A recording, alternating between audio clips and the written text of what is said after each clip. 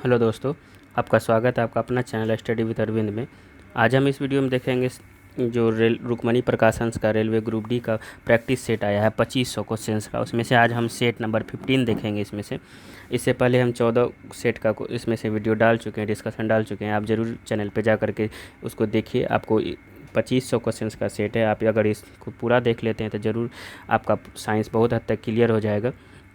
बहुत ही अच्छा बुक है ये साइंस का, क्योंकि बार बार क्वेश्चंस रिपीट करता है। 2018 का ये पूछा गया ओरिजिनल प्रीवियस ईयर का क्वेश्चन है, तो आप इसको ज़रूर देखिए। आज हम इसमें से देखेंगे सेट नंबर 15 जो 22/9/2018 का शिफ्ट नंबर 3 में पूछा गया क्वेश्चन है। उसको हम इसमें से देखेंगे।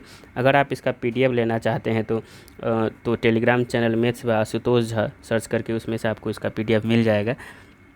चलिए स्टार्ट करते हैं सेट नंबर 15। सेट नंबर 15 का आज हमारा पहला क्वेश्चन होगा।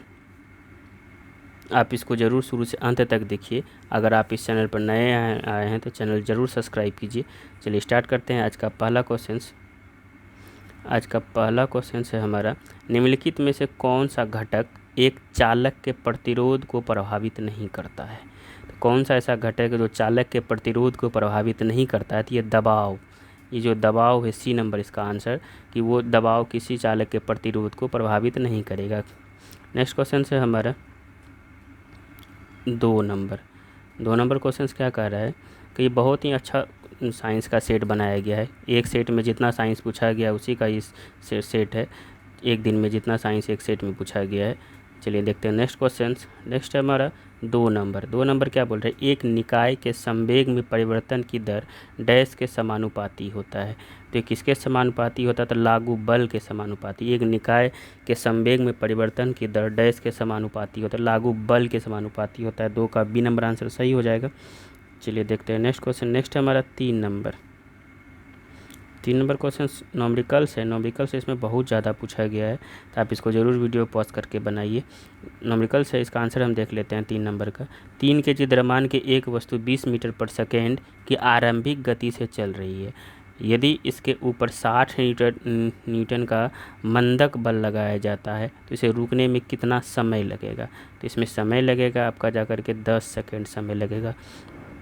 चलिए देखते हैं नेक्स्ट क्वेश्चन। नेक्स्ट है हमारा 4 नंबर, एवोगाड्रो संख्या डैश द्वारा निरूपित किया जाता है। तो एवोगाड्रो संख्या को हम किसके द्वारा निरूपित करते हैं, तो ये N0, इसको N0 भी बोल सकते हैं। तो N0 से हम इसको निरूपित करते हैं। अब ध्यान में रखिए, यहाँ पे C नंबर में N0 ऊपर में भी लगाया गया है, तो यहाँ पर नहीं होगा। ये B नंबर आंसर इसका सही आंसर है। 0 नीचे की ओर होना चाहिए। तो चलिए देखते हैं नेक्स्ट क्वेश्चन। नेक्स्ट हमारा 5 नंबर क्वेश्चन क्या बोल रहा है, ऑक्सीजन के एक अणु में डैश होता है। तो ऑक्सीजन के एक अणु में एक दोहरा सहसंयोजक बंधक होता है। ऑक्सीजन के एक अणु में क्या होता है, दोहरा सहसंयोजक बंधक होता है। इसका A नंबर आंसर सही है 5 नंबर का। चलिए देखते हैं नेक्स्ट क्वेश्चन। नेक्स्ट हमारा 6 नंबर क्वेश्चन क्या बोल रहा है कि प्रतिध्वनि डैश के कारण सुनाई देती है। तो प्रतिध्वनि हमको किसके कारण से सुनाई देती है, तो ये ध्वनि का परावर्तन के कारण से, क्योंकि वो लौट के आती है तो इसीलिए हमको प्रतिध्वनि सुनाई देती है। तो 6 का C नंबर आंसर सही हो जाएगा यहाँ पर। चलिए देखते हैं नेक्स्ट क्वेश्चन। नेक्स्ट हमारा 7, जंतु कोशिका में वृक्क के यांत्रिक समर्थन प्रदान करने के लिए डैश एपिथेलियम इसकी आंतरिक परत निर्मित करता है।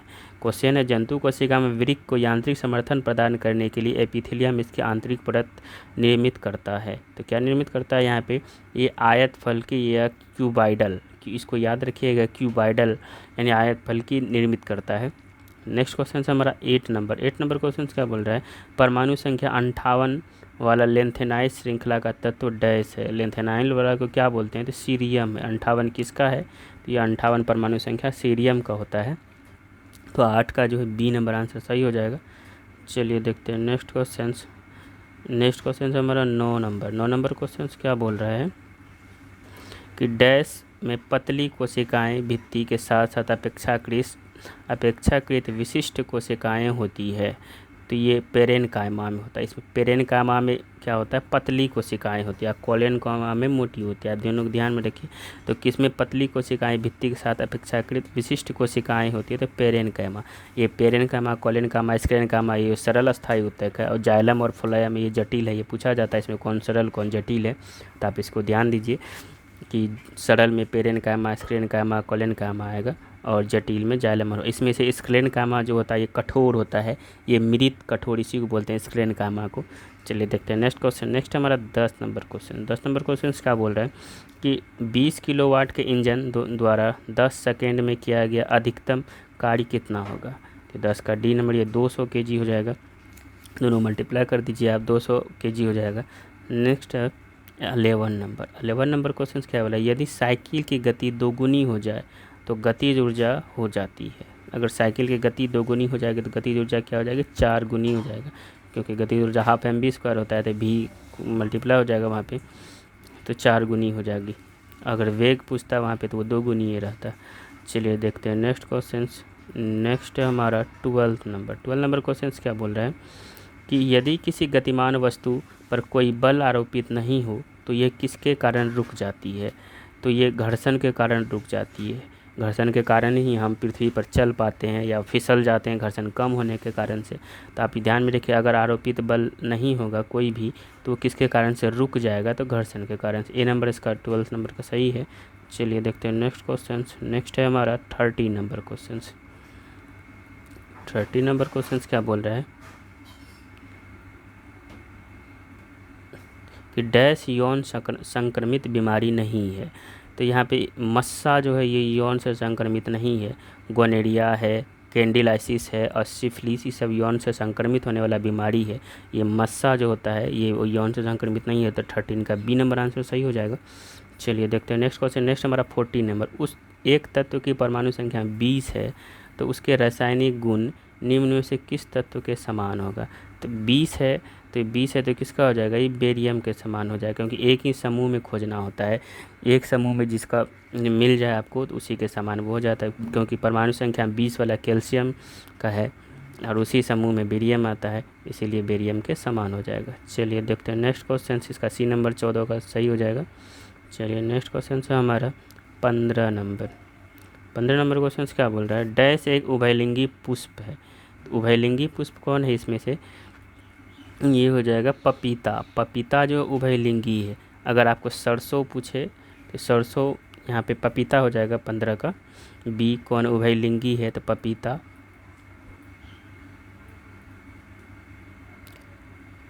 नेक्स्ट क्वेश्चन है हमारा 16 नंबर क्वेश्चन। 16 नंबर क्वेश्चन क्या बोल रहा है, रेडियो द्वारा उत्पादित ध्वनि डैश से बढ़ती है। तो रेडियो द्वारा जो उत्पादित ध्वनि है किसके द्वारा बढ़ती है, तो आयाम बढ़ाने से बढ़ती है। आप इसको ध्यान में रखिए, रेडियो द्वारा उत्पादित ध्वनि किसके बढ़ाने से बढ़ेगी, तो आयाम बढ़ने से। तो ए नंबर इसका आंसर सही हो जाएगा। चलिए देखते हैं 17 नंबर। डैश आधुनिक आवर्त सारणी के समूह 1 में मौजूद एक मिश्र एकमात्र अधातु है। समूह 1 में जो एकमात्र अधातु है वो हाइड्रोजन है, क्योंकि हाइड्रोजन को हम आवारा तत्व भी बोलते हैं, क्योंकि इसको एक निश्चित स्थान नहीं मिला था आवर्त सारणी में, इसीलिए एक अधातु है ये पहला समूह का। चलिए देखते हैं नेक्स्ट क्वेश्चन। तो डी नंबर हो जाएगा 17 का सही नंबर आंसर।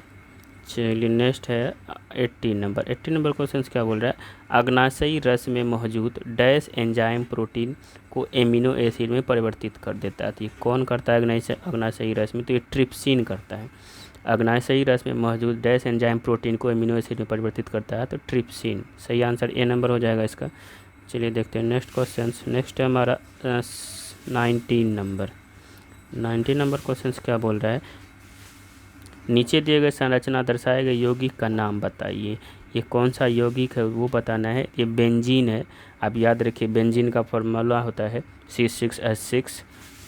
इसमें से C6H6 6 गो कार्बन 6 गो हाइड्रोजन होता है, तो ये बेंजीन का फॉर्मूला है। चलिए देखते हैं नेक्स्ट क्वेश्चन। नेक्स्ट है हमारा 20 नंबर। 20 में क्या बोल रहा है कि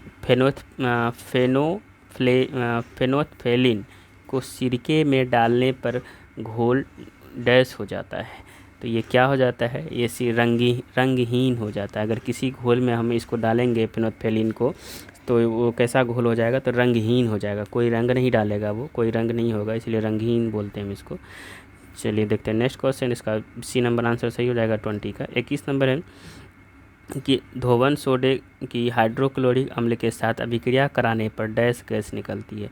अगर धोवन सोडा को हाइड्रोक्लोरिक अम्ल के साथ अभिक्रिया कराएंगे तो कौन सी गैस निकलेगा हमारा, तो कार्बन डाइऑक्साइड निकलेगा। आप इसको ध्यान में रखिए, धोवन सोडा का हाइड्रोक्लोरिक अम्ल के साथ अभिक्रिया कराने पर कार्बन डाइऑक्साइड निकलती है। नेक्स्ट है हमारा 22 नंबर क्वेश्चन।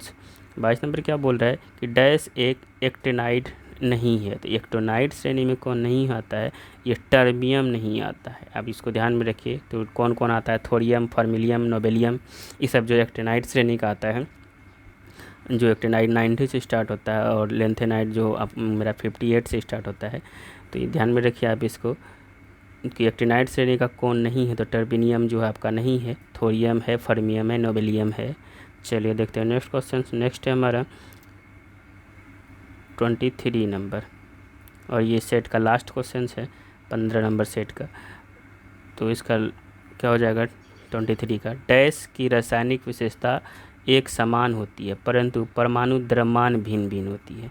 द्रव्यमान भिन्न भिन्न होगा तो समस्थानिक होगा, क्योंकि अगर जिसका द्रव्यमान समान होगा और विशेषताएं अलग होगा तो वो हो जाएगा समभारिक, जो कि मेंडलीव द्वारा दिया गया था। और ये समस्थानिक वाला जो ये मोसले का दिया हुआ है, तो 20 नंबर का सी नंबर सही हो जाएगा। रासायनिक विशेषता एक समान होती है परंतु द्रव्यमान भिन्न भिन्न होगा, तो ये समस्थानिक कहलाते हैं। समस्थानिक वाला मोसले के द्वारा दिया गया है।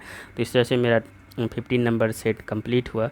अगर आप इस चैनल पर नए आए हैं तो चैनल को सब्सक्राइब, लाइक, शेयर ज़रूर कीजिए। चलिए मिलते हैं नेक्स्ट सेट में। Thank you.